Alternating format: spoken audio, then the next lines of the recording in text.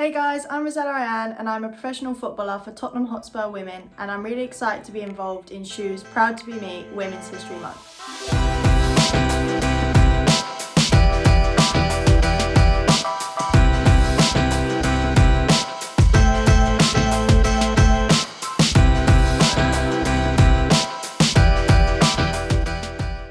The women who I look up to in my game are the likes of Kelly Smith and Alex Scott. I think they've worked tirelessly to knock down the barriers involved within women's football. This has then allowed the likes of myself and the younger generation to have a real opportunity and career to grow in women's football.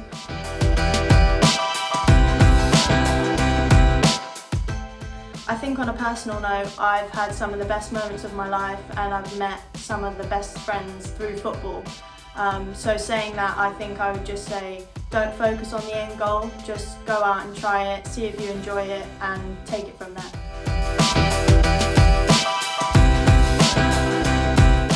The respect level towards women's athletes, I think we can still gain more respect as women's athletes, and I'd love to see that raise and in the future get better and better.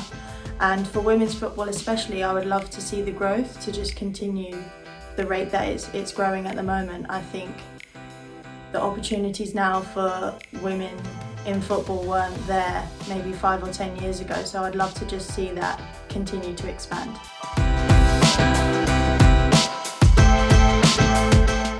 My female idol growing up, cliche I know, but would probably have to be my mother.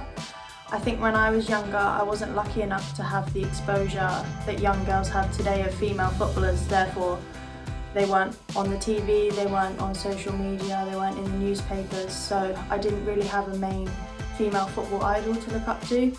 But my mother's always been there for me. She's been a major part of my life and a major part of my career.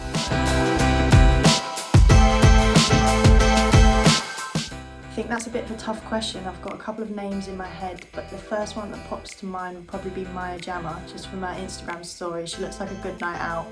But I think at the top of the ranks it would be between Serena Williams and Michelle Obama, depending on what kind of night out we're going on. But I think at the top of the list is probably going to be Michelle Obama, so if you fancy a night out, then you know where I am.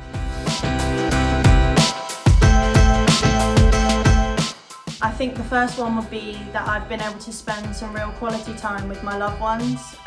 In the first lockdown I was fortunate enough to go back home and spend it with my mum. So that was one small win that I really celebrated. I'm sure she probably didn't enjoy it as much as I did, but that's one of them. And the second one would be the fact that I get to go out every day out of the house and get to football, and I'm fortunate enough that that was able to carry on.